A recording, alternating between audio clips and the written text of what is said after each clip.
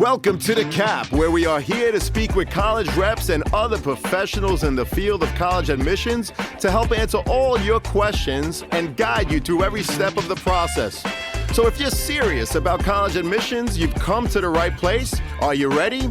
Let's talk about it. And now, here's your host, Dr. John Durante. Welcome to The Cap, the College Admissions Process Podcast. I am your host, John Durante, and I am here to introduce you to college admissions representatives and other professionals in the field of college admissions. Our purpose is to serve you, the students and parents, so that you may gain insights straight from the people who ultimately make the decisions. Regardless of whether you will apply to a particular school being highlighted in a given podcast episode, you should listen to all of them, as each guest will give you tremendous insight and advice on every aspect of the college admissions process. Lastly, if you have any questions you'd like me to cover on future episodes or any comments you'd like to share, please email me at collegeadmissionstalk@gmail.com. And don't forget to visit our website at www.collegeadmissionstalk.com. So are you ready? Let's talk about it.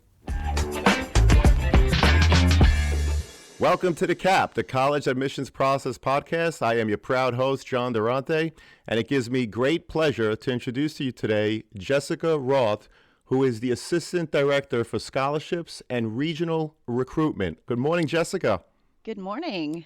Thank you so much for being with us. So why don't we start by just asking you, tell us about yourself as it relates to being an admissions representative.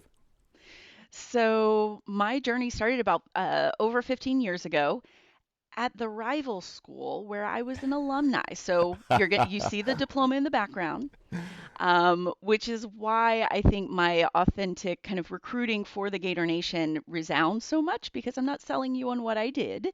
I'm selling you on kind of what the actual experience that you find in the college choice at the University of Florida. So I've been in admissions kind of that full time at both the flagship institutions as well as a state college here in Florida.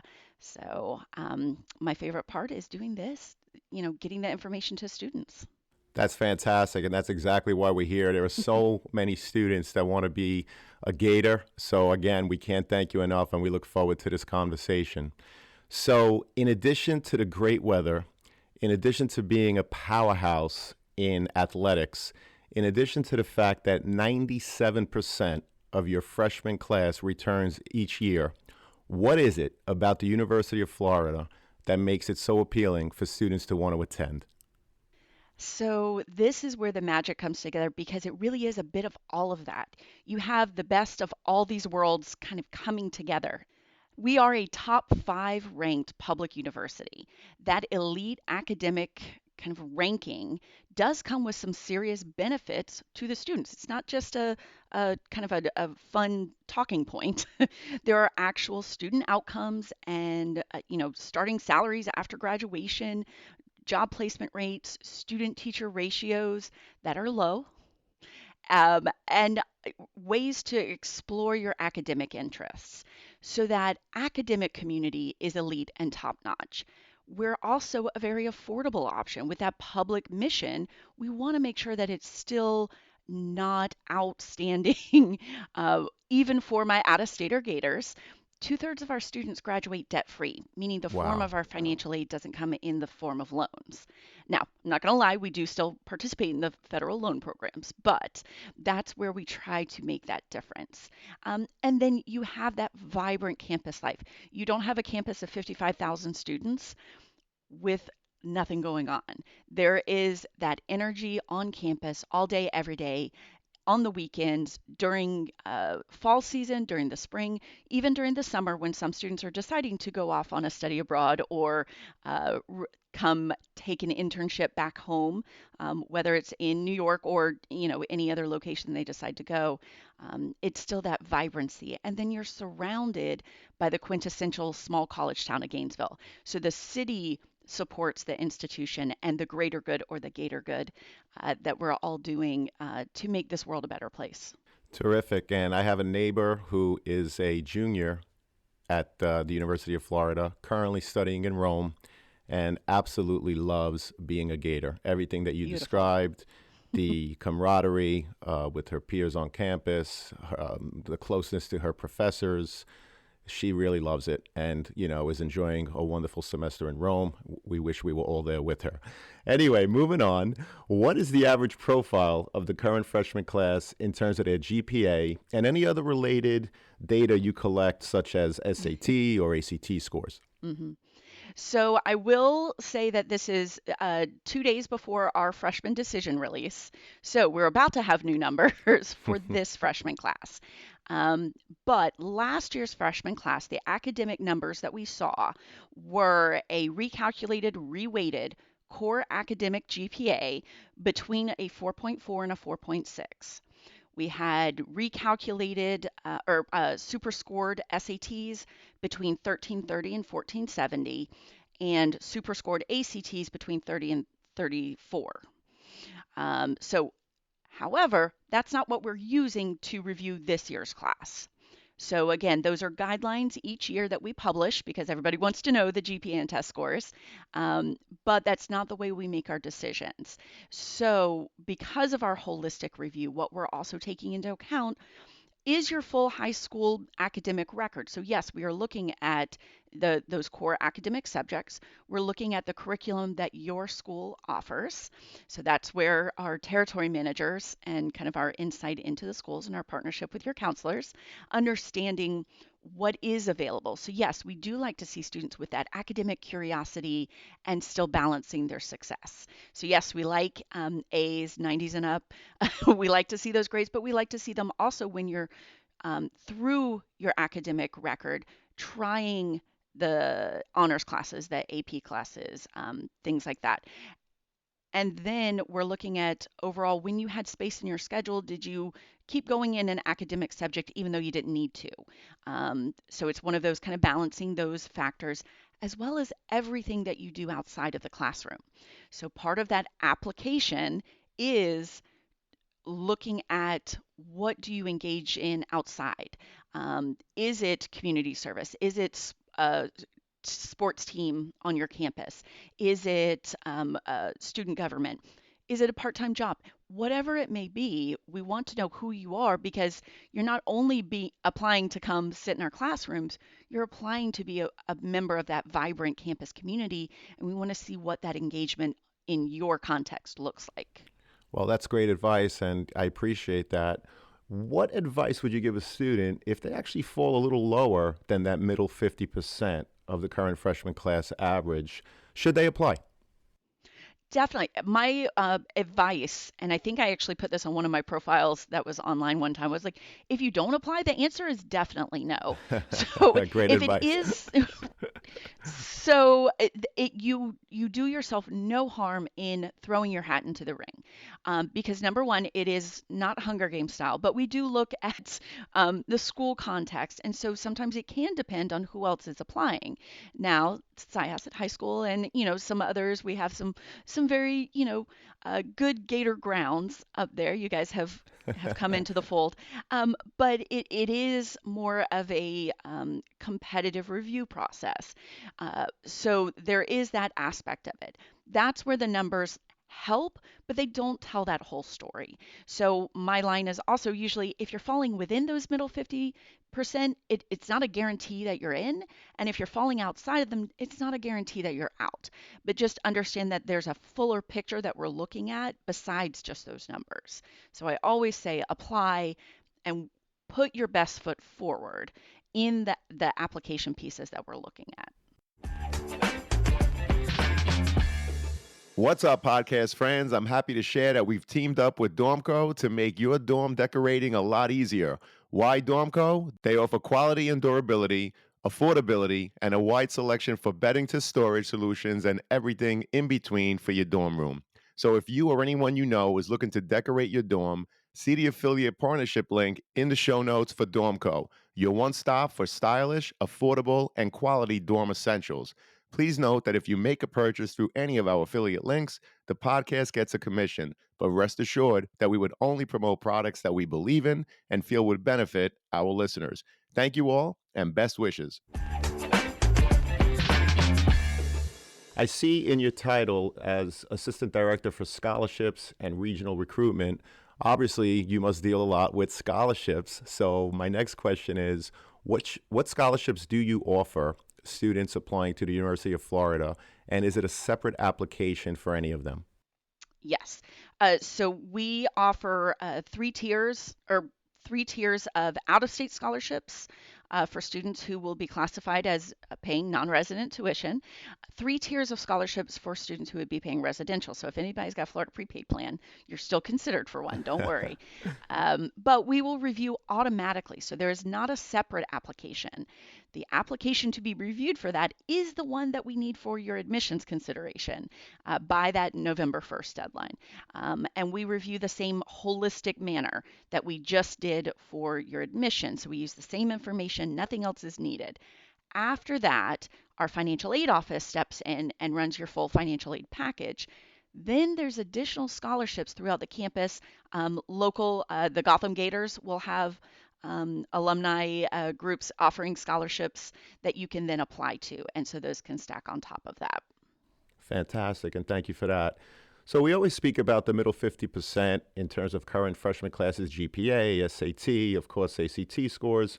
Is there a metric you use to quantify the activities they've participated in, such as, like you mentioned, school clubs and other after-school activities, a part-time job? And if not, how do you determine which activities are more important than others? You know, is it based on how long a student has been involved, let's say in a certain school club, and whether they took any leadership roles or developed any initiatives? Yeah, definitely. All of that comes into play. So I think my biggest kind of advice or guidance on that piece is it is fully holistic. So it is you have your quantitative, your numbers, and your qualitative. It is really kind of reading through that. We read every single application multiple times um, when we're going through them. So we are looking at the breadth and the depth of your activities. So sometimes it is, how many hours per week were you doing this one activity, if that was, kind of your thing, but there's not like a metric for it. We're not expecting to see, well, we need to see at least 5 activities. That's not the way that we're looking at it. We're looking at that full contextual kind of picture of a student's experience during high school. With that being said, we do also have that asterisk over COVID year where nobody could do anything. We know that. So it wasn't like we were saying, oh, well, they weren't involved in something all 4 years of their high school. Well, because we all got sent home for a little bit of Right, time, right? right. Unfortunately, So yes. that is right, very logical when we're reading through these. And I will also say, I'm not sure how long the applications will do it, but they do have that COVID impact kind of question. So you can also give very specifics. So we've had some students indicate, I had all these internships built up and then I couldn't do any of them. And so I've picked up and tried to do this or that. And so you can give that kind of context to it and a little bit more of that story. But it's really, there's not one activity that's more important to us because it's your story. Sorry, as a student. I'm used to, talking to the students sometimes about this one. But it is the student story that we want to know about. And so that's really where it comes from. What is important to you? And what hours have you been spending? Is it, a particular passion because you want to save puppies and kittens, and so everything is centered around that, or you have a variety of interests? Both of those are valuable. Well, that's valuable insight, so thank you for that. And you mentioned the holistic process of the applications. I would imagine that you get tens of thousands of applications. I don't think you're reading every essay yourself. Oh, no. Okay. So give us a little bit of insight in terms of how many teams there are, how many people are reviewing the what does it look like? How many people are actually reviewing the applications?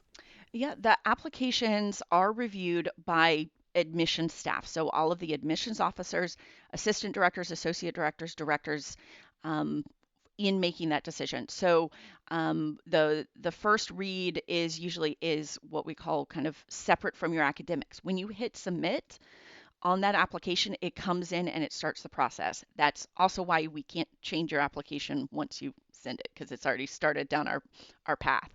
But at that point, it's read one, two, three, four, multiple times by different people. And yes, one of those is the territory manager that is assigned. Right now, we're shifting, so it's not always the same person year to year. Trying to get a New York regional rep hired. So hopefully we'll get you somebody. um, but at that point, then we have different committees with the admissions officer, assistant director, associate directors all represented. So those shift around for those different perspectives. Well, thank you so much for that. Is the University of Florida test optional? No, we need test scores. So we are governed by the state of Florida Board of Governors. So all the state university systems, we have to have a test score.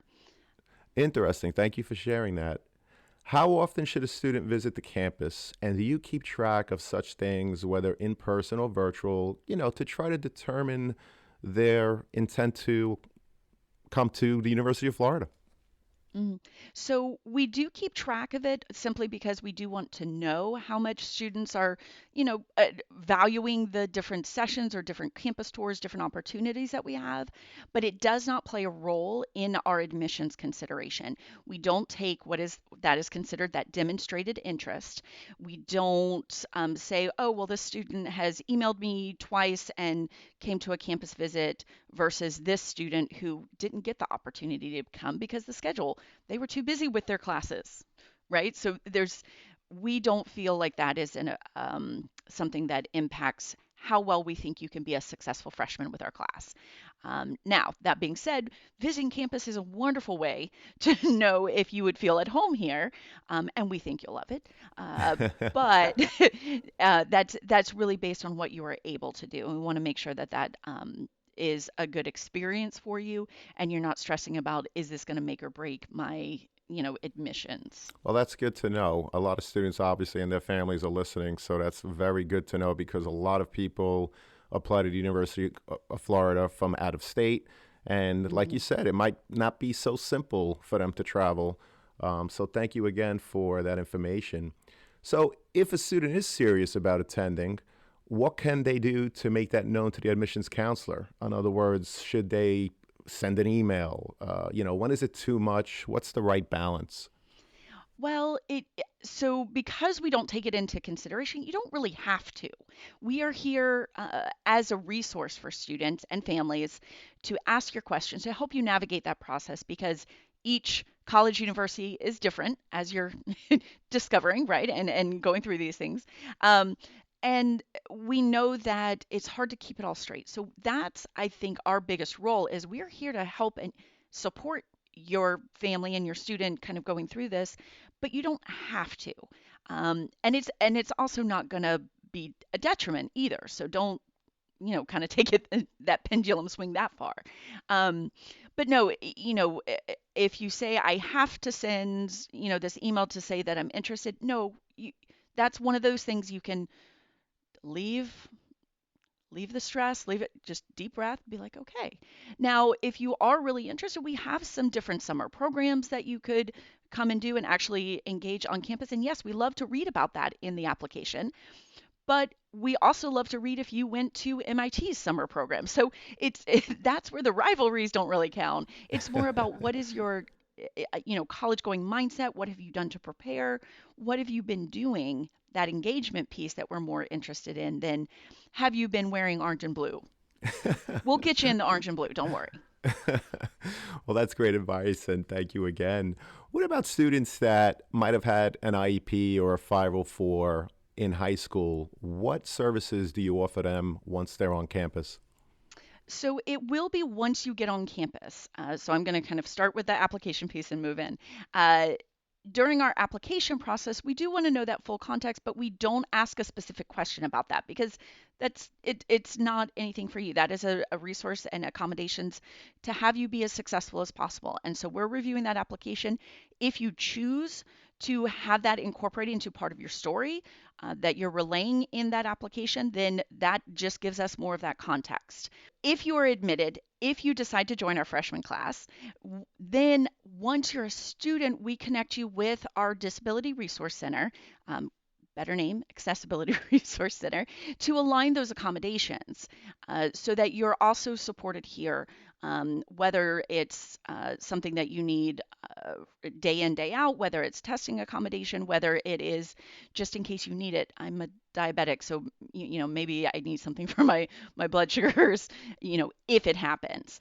Different levels of that. We're here to support our students to be as successful as possible because we like some of those statistics, like that freshman retention rate and that 89% graduation rate. Those are great numbers, absolutely great numbers. And again, thank you for your insight. How important are students' grades in senior year? Can a student's grades in senior year make you change your mind regarding their admission status? The fun part of that one that students are always a little nervous about because the senior year grades don't get calculated into the admissions GPA.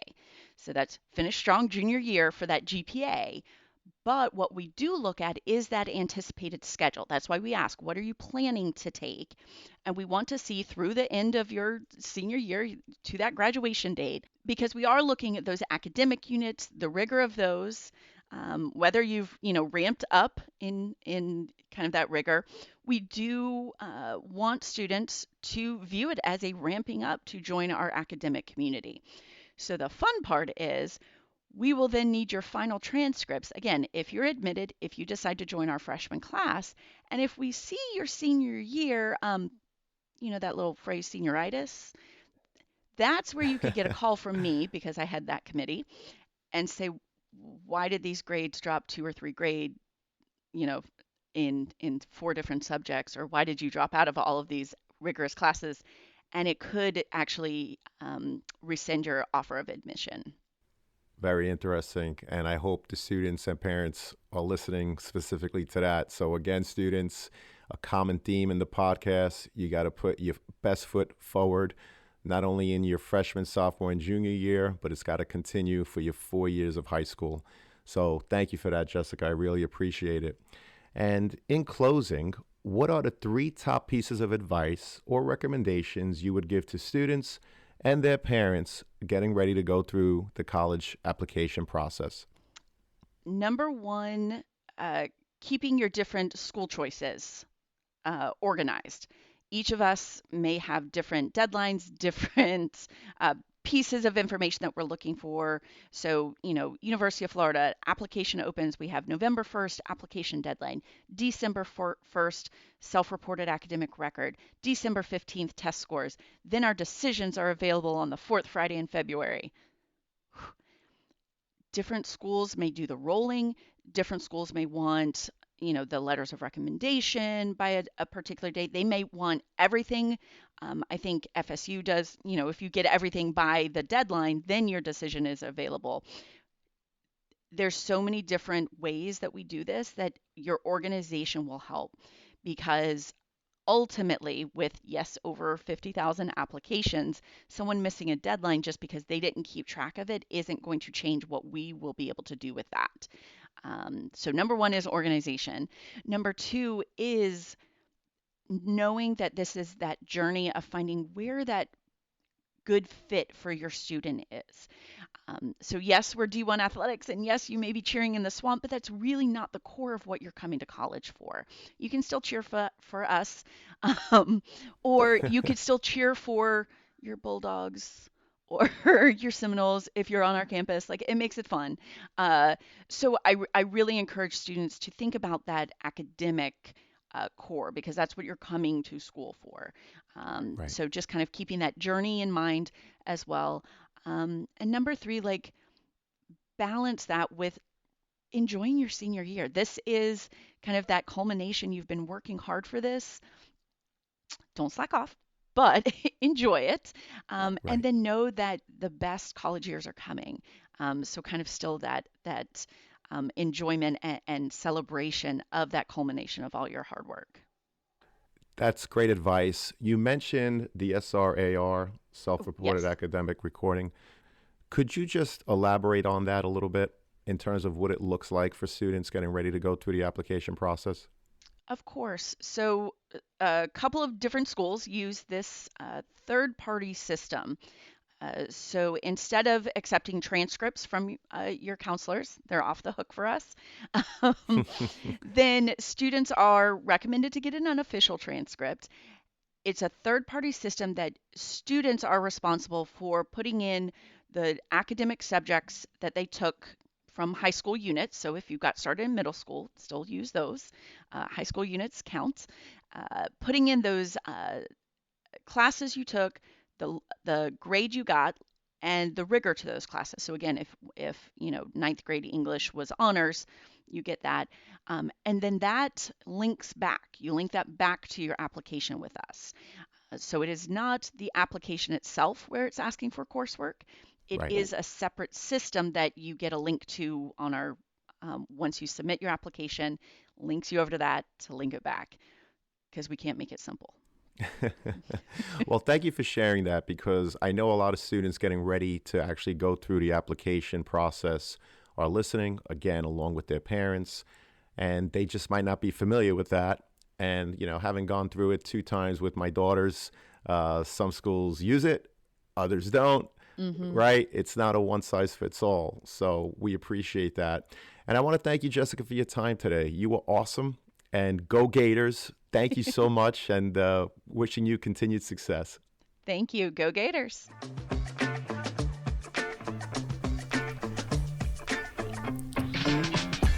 Thank you for joining us on this episode of the CAP, the College Admissions Process Podcast. We hope you enjoyed the show. If you did, please don't forget to tell a friend and follow us on Facebook, Instagram, Twitter, and wherever you listen to your podcast. I am your host, John Durante, and I look forward to seeing you on the next episode of the CAP.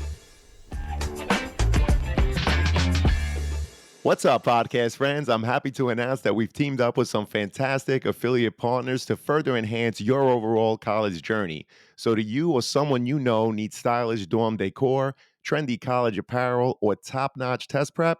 Whether it's creating a cozy home away from home, flaunting the latest in college apparel, or securing top-notch test prep help, we've got you covered. Check out our affiliate links in the show notes within each of these categories, which we believe will help you, our listeners. Please note that if you make a purchase through any of our affiliate links, the podcast does get a small commission. But rest assured that we would only promote products that we believe in and feel would benefit you, our listeners. So check out the links in the show notes and share with anyone you think may benefit. Thank you all and best wishes.